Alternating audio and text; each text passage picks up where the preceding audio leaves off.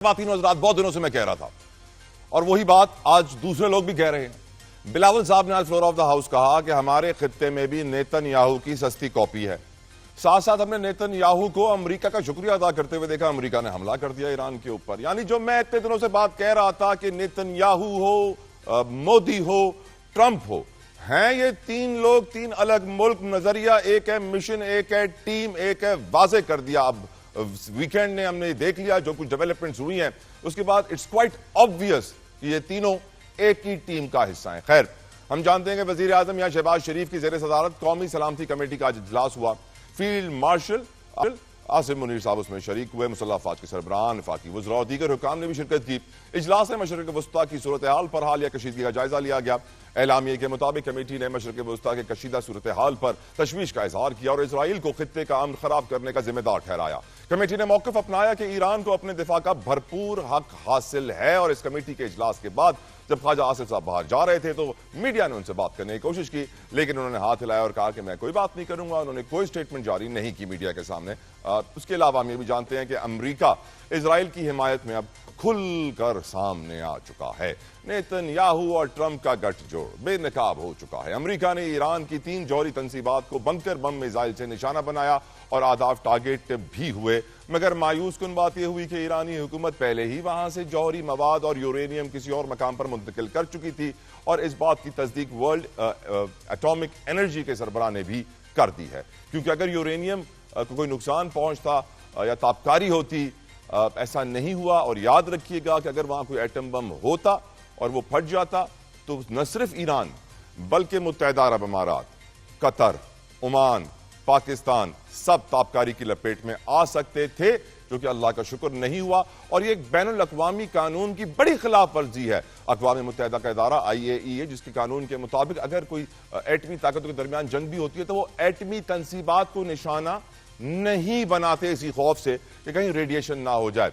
हम ये जानते हैं, बड़ी वजह यही बताया गया है कि जो प्लांट था वहां पे ईरान में यूरेनियम और एटॉमिक प्लांट, जिसे फर्डू प्लांट कहा जाता है, वो जमीन के अंदर था, 300 फीट की गहराई में था। अमेरिका ने 145 बताया जा रहा है लड़ाका तैयारों का सहारा लिया और 36 घंटे सफर तय करने के बाद उन जहाजों ने ईरान के एटमी तंसीबात को निशाना बनाया। अमेरिका ने ईरान को धमकी दी है कि अगर उनके खिलाफ रद्द अमल दिया तो मुस्तकबिल में ईरान को संगीन नताइज का सामना करना पड़ेगा। जबकि हम ये जानते हैं कि ईरान भी खामोश ना रहा। पासदाराने इनकलाब ने भी दो टोक जवाब देते हुए कहा है कि अमेरिका ने ईरान के खिलाफ जो कार्रवाई की है वो अक़वाम मुत्तहिदा के चार्टर की खिलाफ वर्जी है, जिसके नताइज तो अमेरिका को भुगतना पड़ेंगे। दूसरी जानिब रूस ने भी ईरान को मदद की यकीन दहानी करवा दी है। अब्बास इराक़ची ने सदर ईरान ने आज रूसी सदर से मुलाकात की और सुप्रीम लीडर का खत भी व्लादिमीर पुतिन को पहुंचाया और अमरीकी जारियत पर साथ खड़े होने पर उनसे अपील की, मदद की।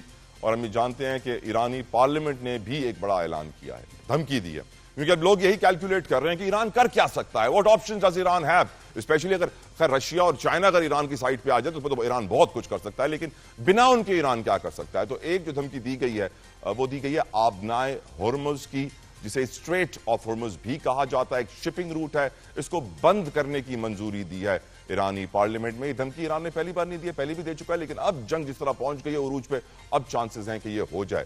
ये ईरानी बहरी हुदूद का एक 33 किलोमीटर का मुश्तमिल हिस्सा है समंदर में, जहां से यौमिया डेली 2 करोड़ बैरल तेल की सप्लाई होती है, तरसील होती है। सऊदी अरब का तेल हो, UAE का तेल हो, कतर का तेल हो, बहरेन का तेल हो, कोयत का तेल हो, खुद ईरान का तेल हो, दीगर ममालिक को जो पहुंचाया जाता है इसी शिपिंग रूट से पहुंचाया जाता है। इस रास्ते से रोजाना 90 और साल भर में 33,000 जहाज गुजरते हैं। इस रास्ते से गुजरने वाले तेल का तकरीबन 48% सिर्फ चाइना का तेल होता है, 50% चाइना का तेल इस रास्ते से आता है और बाकी तेल मगरबी और दीगर एशियाई ममालिक को जाता है। जरा के मुताबिक ईरान अमरीकी अड्डों को निशाना बनाने के बारे में भी सोच रहा है और एक रिपोर्ट के मुताबिक इस वक्त 51,000 से ज्यादा अमरीकी फौजी मशरिक़ वस्ता के मुख्तलिफ शहरों में मौजूद हैं। हम जानते हैं कि 9 मुख्तलिफ परमानेंट बेसिस हैं अमेरिका की मिडल ईस्ट में, जिनके अंदर हम जानते हैं UAE भी है, कतर भी है, उर्दन भी है, ओमान भी है, बहरीन भी है, कोयत भी है, इराक भी है, सऊदी अरब भी शामिल है इसके अंदर। तो यकीनन ये बहुत बड़ी थ्रेट है जो इस वक्त वेट किए जा रहा है, दुनिया वेट कर रही है। डोनाल्ड ट्रंप ने पिछले हफ्ते में कहा था कि ये हफ्ता भी इंपॉर्टेंट है, अगला हफ्ता भी इंपॉर्टेंट है। वो 2 वीक्स का तो खैर राग अलापते रहते हैं, लेकिन अब उनकी स्टेटमेंट पे लोगों को शकूक व शुबात इसलिए हैं क्योंकि हमारी हुकूमत ने उनको नॉमिनेट किया है नोबेल पीस प्राइज के लिए। और ख्वाजा आसिफ साहब की आज भी स्टेटमेंट बहुत जगह पर पब्लिश है कि पाकिस्तान के लिए जो किरदार अदा किया है डोनाल्ड ट्रंप ने सीज फायर करवाने में, उसकी वजह से ट्रंप ने पाक भारत कशीदगी ख़त्म कराने में किरदार अदा किया। ये एकदम नोबेल इनाम की सिफारिश का जवाब बनता है। वो सीज फायर की यहाँ बात हो रही है जिसके हवाले से भारतीय वजीर दाखिला हमें दोबारा इस वक्त धमकियां दे रहे हैं। पाकिस्तान से सिंध तास मुआहदा कभी बहाल नहीं करेंगे, हम वो पानी जो पाकिस्तान जा रहा था नहर बनाकर राजस्थान ले जाएंगे। यानी वो सीज फायर जो भारत के साथ हुआ है वो टेम्पररी है, कोई परमानेंट नहीं है। अभी तक भारत हमें धमकियां दे रहा है, हमारी तरफ से उनको जवाब यही जा रहा है आपने हमारा पानी बंद किया तो समझिए जंग शुरू हो जाएगी, ऐलान जंग होगा। यकीनन पाकिस्तान का जवाब पहले भी बेहतरीन था, अब भी बेहतरीन है, जिससे भारत को डर लगता है। लेकिन ये जो गठजोड़ है अमेरिका, इजराइल और भारत का, नेतन्याहू, मोदी और ट्रंप का, ये बहुत ज्यादा खतरनाक है और इसके दूर रस नताइज निकलेंगे और ये पूरे मशरिक वुस्ता का नया नक्शा बनाना चाहते हैं। और अगर पाकिस्तान ये समझता है कि वो जंग में नहीं आएगा तो मैं समझता हूं ये बहुत बड़ी गलत फहमी है, मिस्टेक है। हमें इस जंग का हिस्सा इजराइल बनाना चाहता है। नेतन्याहू अब से 1 महीना भर पहले कह चुका है कि ईरान के बाद खतरा हमें पाकिस्तान से है। हम इजराइल को मानते नहीं हैं, अगर हम मान लेंगे तो शायद हमारे कर्जे भी वो माफ करवा दे, कश्मीर का मसला भी वो हल करवा दे। लेकिन क्योंकि हम इजराइल को मानते नहीं है, लेकिन इजराइल को हमसे कोई खौफ नहीं है क्योंकि हमारे पास एटम बम तो है, लेकिन हम शायद वो एटम बम उनके पास उनके ऊपर चला नहीं सकते, इसलिए वो ईरान पे पहले हमला कर रहा है जिसके बाद एटम बम नहीं है। खैर गुफ्तगू का आगाज करते हैं। मेरे साथ मौजूद है ब्रिगेडियर रिटायर्ड अहमद सईद मिनाज साहब, किसी तारुफ के मोहताज नहीं है। बहुत बहुत शुक्रिया आपकी कीमती वक्त के लिए सर, जज़ाकल्लाहु खैर। पहला सवाल जो मैं आपसे पूछना चाहूंगा कि आपकी नजर में ईरान के पास क्या क्या ऑप्शन है। एक तो उन्होंने धमकी दे दी है स्ट्रेट ऑफ हॉर्मुज़ को बंद करने की, जिससे आप जानते हैं कि दुनिया की ग्लोबल ऑयल मार्केट हिल जाएगी, शेयर्स स्टॉक मार्केट्स तो ऑलरेडी हिल चुकी हैं। दूसरा ऑप्शन जो लोग समझ रहे हैं कि ईरान के पास है कि वो आर्म्स एंड एम्यूनेशन रशिया और चाइना से मदद लेके, मिलिट्री एड लेके, उनसे सहारा लेके कार्रवाई कर सकता है और अमेरिकन बेसिस जो कि मिडिल ईस्ट में वाक़ हैं, इराक में भी हैं, यूएई में भी हैं, कतर में भी हैं, उनके ऊपर मिलिशिया से कार्रवाई करवा सकता है।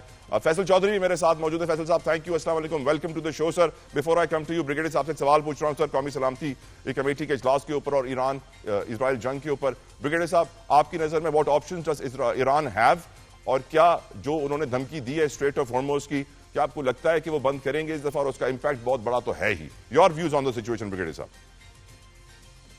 जी थैंक यू तरह साहब, बहुत बहुत शुक्रिया, आप हमेशा की तरह शो में लेते हैं। मैं आपको एक चीज बड़े वाज़ेह तौर पर बता दूं कि इस वक्त ईरान जो है पैराडॉक्सिकल काइंड ऑफ सिचुएशन का शिकार है कि अगर वो रिस्पॉन्ड करता है और इस तरह के स्ट्रेटेजिक डिसीजन लेता है जैसे स्ट्रेट ऑफ हॉर्मुज़ को या यूएस के अड्डों को जो कि मिडिल ईस्ट में वाक़ हैं उनको हिट करना, चाहे जिसकी मर्जी मदद हो, तो मैं समझता हूँ कि उसको शदीद नुकसान होगा क्योंकि इसके बाद रिटेलिएशन ज्यादा होगी जो कि मैसिव हो सकती है।